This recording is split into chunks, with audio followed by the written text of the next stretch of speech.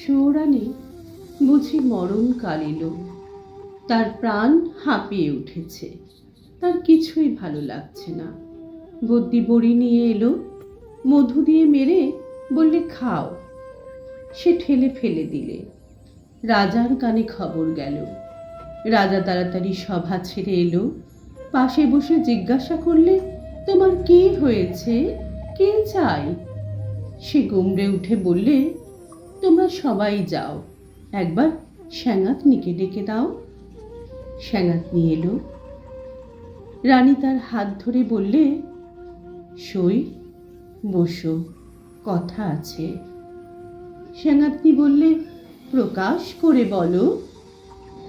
সুয়োরানী বললে, আমার 7 মহলা বাড়ির এক ধারে 3টি মহল ছিল দুয়োরানীর। তারপরে হলো 2টো, তারপরে হলো 1টা। তারপরে রাজবাড়ি থেকে সে বের হয়ে গেল। তারপরে দুয়োরানীর কথা আমার মনেই রইল না। তারপরে একদিন দোলযাত্রা, নাট মন্দিরে যাচ্ছি ময়ূরপঙ্খী চড়ে। আগে লোক, পিছে লস্কর, ডাইনে বাজে বাঁশি, বাঁয়ে বাজে মৃদঙ্গ। এমন সময় পথের পাশে নদীর ধারে ঘাটের উপরটিতে দেখি একখানি কুঁড়ে ঘর, চাপা গাছের ছায়ায়। বেড়া বেয়ে অপরাজিতার ফুল ফুটেছে। দুয়ারের সামনে চালের গুঁড়ো দিয়ে শঙ্খচক্রের আলপনা। আমার ছত্রধারিণীকে শুধলেম, আহা, ঘরখানি কার? সে বললে, দুয়োরানী। তারপর ঘরে ফিরে সন্ধ্যের সময় বসে আছি। ঘরে প্রদীপ জ্বালিনি, মুখে কথা নেই। রাজা এসে বললে, তোমার কি হয়েছে, কি চাই? আমি বললেম, এই ঘরে আমি থাকবো না। রাজা বললে, আমি তোমায় কোঠা বাড়ি বানিয়ে দেব, গজদন্তের দেওয়াল দিয়ে।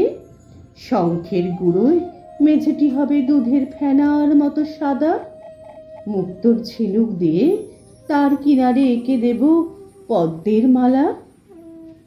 আমি বললেম, আমার বড় সাধ, কুঁড়ে ঘর বানিয়ে থাকি তোমার বাহির বাগানের একটি ধারে।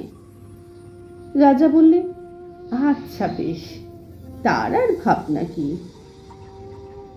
কুঁড়ে ঘর বানিয়ে দিলে। সে ঘর যেন তুলে আনা বুনো ফুল। যেমনি তৈরি হলো অমনি যেন মুচড়ে গেল। বাস করতে গেলেন, কেবল লজ্জা পেলেন। তারপরে একদিন স্নান যাত্রা, নদীতে নাইতে গেছি। সঙ্গে 107 জন সঙ্গিনী। জলের মধ্যে পালকি নামিয়ে দিলে, স্নান হলো। পথে ফিরে আসছি, দরজা একটু ফাঁক করে দেখি, ও কোন ঘরের বউগা, যেন নির্মাল্যের ফুল। হাতে সাদা শাখা, পরনে লাল পেরে শাড়ি। স্নানের পর ঘড়ায় করে জল তুলে আনছে।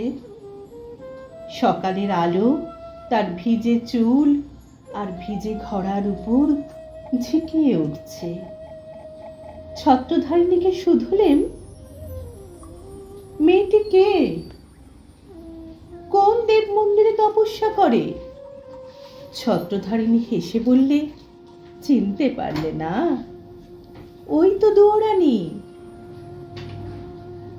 তারপরে ঘরে ফিরে একলা বসে আছি, মুখে কথা নেই। রাজা এসে বললে, তোমার কি হয়েছে, কি চাই? আমি বললেম, আমার বড় সাধ, রোজ সকালে নদীতে নিয়ে মাটির ঘড়ায় জল তুলে আনবো বকুলতলার রাস্তা দিয়ে। রাজা বললে, আচ্ছা বেশ, তার আর ভাবনা কি। রাস্তায় রাস্তায় পাহারা বসলো, লোকজন গেল সরে।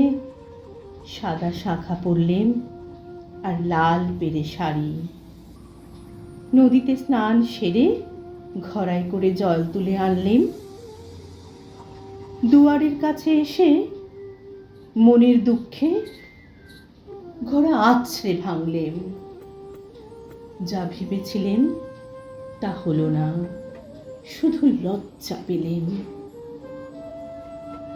তারপরে সেদিন রাসযাত্রা। মধুবনে জ্যোৎস্না রাতে তাঁবু পড়ল। সমস্ত রাত নাচ হলো, গান হলো। পরদিন সকালে হাতির উপর হাওদা চড়ল। পর্দার আড়ালে বসে ঘরে ফিরছি, এমন সময় দেখি বনের পথ দিয়ে কে চলেছে। তার নবীন বয়স, চূড়ায় তার বনফুলের মালা, হাতে তার ডালি, তাতে শালুক ফুল, তাতে বনের ফল, তাতে ক্ষেতের শাক। ছত্রধারিণীকে শুধলেম, কোন ভাগ্যবতীর ছেলে পথ আলো করেছে? ছত্রধারিণী বললে, জানো না, ওই তো দৌড়ানির ছেলে। ওর মার জন্য নিয়ে চলেছে শালুক ফুল, বনের ফল, ক্ষেতের শাক। তারপরে ঘরে ফিরে একলা বসে আছি, মুখে কথা নেই। রাজা এসে বললে, তোমার কি হয়েছে, কি চাই? আমি বললেম, আমার বড় স্বাদ, রোজ খাবো শালুক ফুল, বনের ফল, ক্ষেতের শাক। আমার ছেলে নিজের হাতে তুলে আনবে। রাজা বললেন, আচ্ছা বেশ, তার ভাবনা কি। সোনার পালঙ্কে বসে আছি, ছেলে ডালি নিয়ে এলো। তার সর্বাঙ্গে ঘাম, তার মুখে রাগ। ডালি পড়ে রইল, লজ্জা পেলেন। তারপরে আমার কি হলো কি জানি, একলা বসে থাকি, মুখে কথা নেই। রাজা রোজ এসে আমাকে শুধোয়, তোমার কি হয়েছে, কি চাই? সুরানী হয়েও কি চাই সে কথা লজ্জায় কাউকে বলতে পারিনি। তাই তোমাকে ডেকেছি স্যাঙাতনি। আমার শেষ কথাটি বলি তোমার কানে, ওই দৌড়ানির দুঃখ আমি চাই। স্যাঙাতনি গালে হাত দিয়ে বললে, কেন বলো তো? সৌরানী বললে, ওর ওই বাঁশের বাঁশিতে সুর বাজল, কিন্তু আমার সোনার বাঁশি কেবল বয়েই বেড়ালেম, আঁকলে বেড়ালেম, বাজাতে পারলেম না।